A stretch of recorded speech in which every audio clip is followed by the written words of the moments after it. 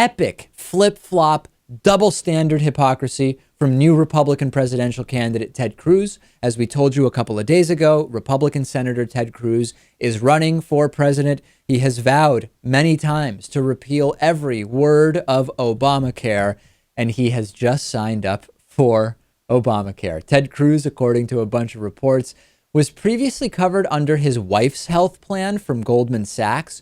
His wife, Heidi, is now taking a leave of absence to help Ted Cruz's campaign. So he said, we will presumably go on the exchange and sign up for healthcare. We're in the process of transitioning over to do that.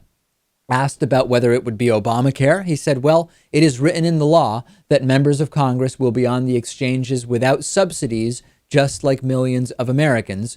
I think the same rules should apply to all of us. Members of Congress should not be exempt.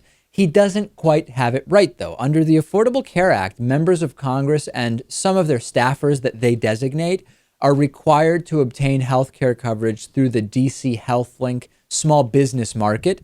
The Office of Personnel Management's guidelines say lawmakers and their staff receive a government contribution if they get health care coverage through the ACA. But there are lawmakers, Lewis, who have declined to accept that subsidy, saying they don't want special treatment. And the other thing is that Ted Cruz could just go and purchase private insurance on the private market as well.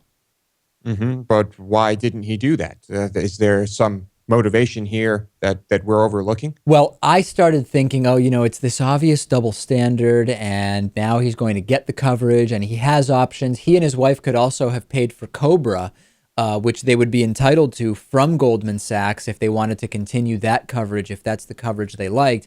I actually think that this might be a play at something, setting himself up to 6 months from now be the presidential candidate with the Obamacare horror story.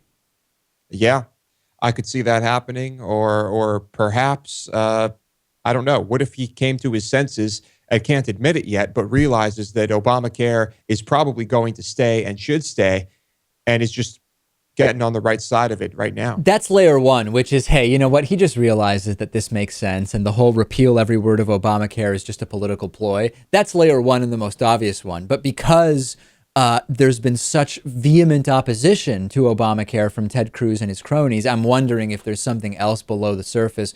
We'll see. Plenty of time for this to develop.